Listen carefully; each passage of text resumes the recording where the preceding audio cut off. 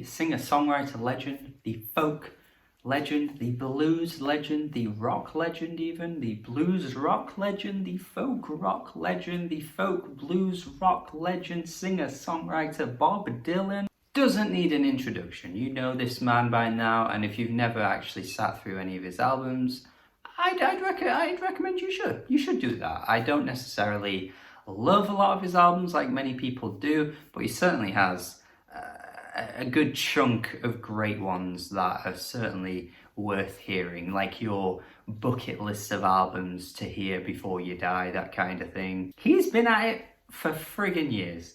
Your parents grew up on him, maybe even your grandparents grew up on him. He really has transcended so many eras and still to this day is considered one of the all-time great musicians, one of the all-time great songwriters, storytellers, lyricists, not necessarily singers, because, you know, he's never had the best voice, but, you know, he has just such a huge icon status. And this new one from him, Rough and Rowdy Ways, doesn't exactly see a huge amount of change. We've heard albums like this from him before. He's always been a traditionalist when it comes to his music, although he did go like electric for those few albums. There was still that blues blueprint reaping through his music. It was still very much, this is a Bob Dylan album, and over the years he's not really been one to change up his sound. So what we're essentially getting here is a very Bob Dylan release. Now I think if you're a huge fan of his and you just love anything that he puts out there, then this album is very much going to be for you. However, I will say that there are just so many qualities about this album that just feel far too familiar and just essentially lesser versions of what we've gotten in the past from Bob Dylan. And not only just Bob Dylan, but artists who also have made music in this similar style, which kind of confuses me to see the huge positive response to this, because I kind of struggle to think about why I'd ever put this on over some of his classics, because I just really can't imagine that scenario. This album is far too plain for my ears. It just has a really, really simple instrumental palette. The tracks just feel like they're sticking so rigidly to the blues formula. You don't really hear anything that you haven't heard before, and the worst part about it is that you're getting a singer here who sounds, it sounds really harsh to say it, but he sounds beyond his years. He really does. He's obviously getting old at this point, and that's not to say just because you're an old singer it means your voice is inherently bad or inherently worse, because that's not true. But it's surely not that controversial to say that Bob Dylan's voice has not aged too well. Like, is that a controversial thing to say? Because even Randy Newman, who isn't that far away from Bob in terms of years, is still putting out some really good music in the modern day. I mean, his 2017 album I think is great. You have Elza Suarez too, who is obviously sounding quite aged now at this point, who is even older than Bob, by the way, and Randy Newman, but again is still bringing performances that you don't necessarily get from many other singers of that age. But Bob here is sounding croaky, he's sounding frail. His voice carries so little weight to it, and it often stands out more for sounding bad than it does for really bringing any emotional potency. And I think lyrically, I don't necessarily have that many issues with Bob. He's still writing some really great tracks in terms of, you know, the lyrical content, but it's also not that exciting to really read into or think about in the way that you would necessarily get from a classic Bob Dylan or even any other modern day albums in this style. The opening track though really has some of the worst lyrics on the album, I think. I don't think this is really as potent as it's aiming to be. Just a track about containing multitudes and saying that he does this and he does this. He does this, he does this, he likes this, he likes that too. It's like, yeah, I have multitudes, I'm multifaceted. Yeah, Bob, Cool, we all are. It's so hard to tell if he's being sarcastic or trying to make some kind of silly joke on this track, because he drops lines like, I drive fast cars and eat fast food, I contain multitudes. Like, is this a joke? I can't tell. I have contradictions, I have many moods. I'm like Anne Frank, I'm like Indiana Jones. Like, bro, what are you telling us here? What is this? And again, I feel like I'll probably repeat myself here, but it doesn't help that the instrumental presented is so plain.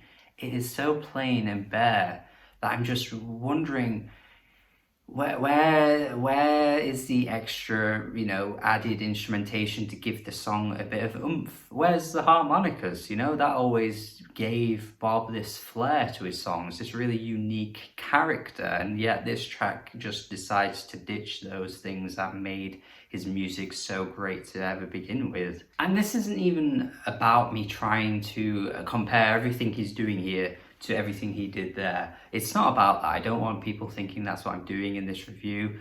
It may come across that way, but it is really just me generally critiquing the production, because the production is just so dull at points that I'm just waiting for something to come through. Maybe some nice strings, some nice swells, just that extra oomph to bring these tracks in a way that just highlights the music, because the music just seems to be falling behind, just falling by the wayside. I'm just baffled, honestly. The second track does go for a bit more of an up-tempo blues rock instrumental that I think is more enjoyable than most of the tracks here. It's still not great though, because again, I don't really feel like there's a great deal of originality being brought to this song, but I could at least take it above some of the other tracks that come later on, which get incredibly long-winded and stiff and stale. The track I've made my mind up to give myself to you is just such a dead ringer for like a Father John Misty, particularly like pure comedy Father John Misty, which I've done a video on this album before, and people may remember that I don't like that album at all, for the very same reasons. Again, just a really, really tepid instrumental that goes on and on and on for way too long. You could chop this track down by multiple minutes and it would do it so many favors. My Own Version of You is a track where the chords get very stale. It sounds kind of cool to begin with because it does this like really strange descending thing, and then it kind of builds up a little bit, and then it goes back to what it was doing originally, and it just kind of repeats that over and over and over again. Another example of where if this was like a 3-minute song, it probably would have worked, but not really for the length of time that Bob is going on for here. The track Black Rider is quite an interesting one. It seems to be about like the symbol of death, and he's just talking about the Black Rider kind of traveling through towns, and Bob is kind of questioning what it's doing, what it's here for, and what its motives are. There's this one odd line that stands out though, where he says, Black Rider, the size of your cock will get you nowhere. Penis? That one lyric did make me revisit the track though, and kind of decipher the lyrics to see if I was missing something, because I just never really quite got that line.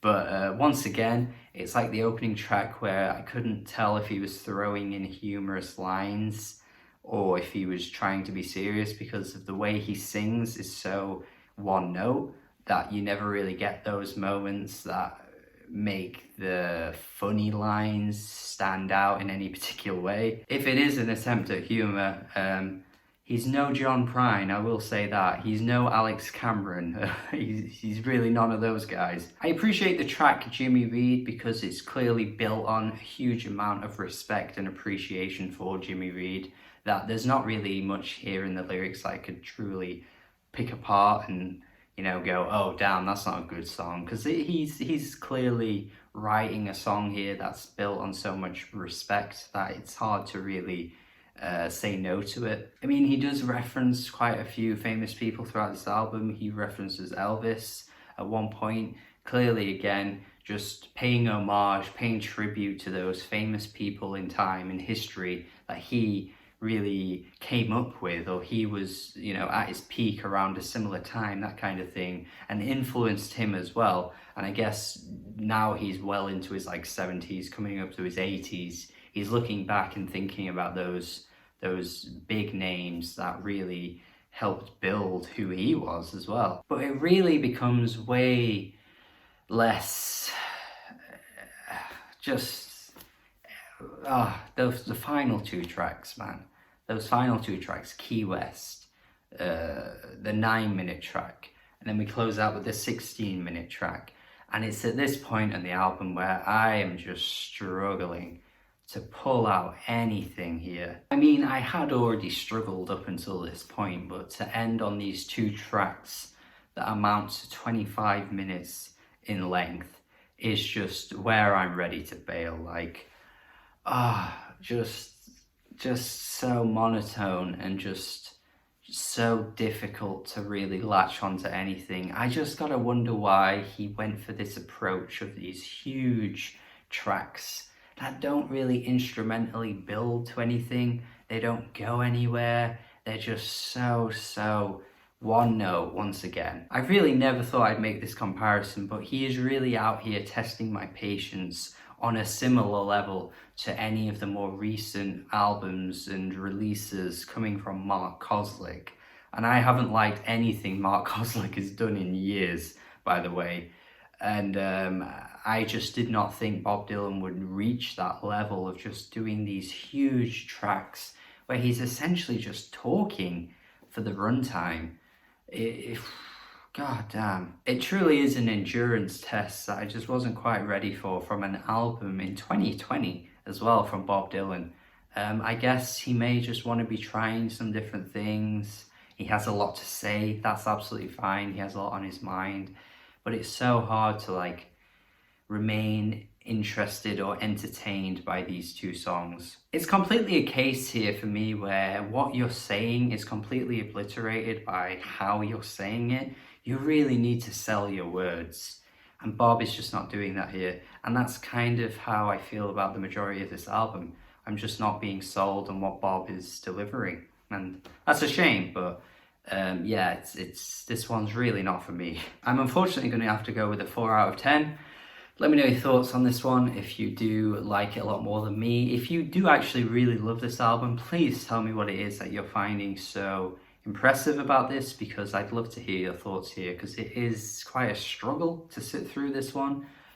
So I'd really love to hear what people are liking about it. Thank you for watching my review. I do apologize that this one was more on the negative side, but try and peep some of my other reviews on the channel if you're new to the channel, because there's loads of positive ones out there. And let me know your thoughts on the album in the comments. Thank you for watching my review. Hopefully you have a good day.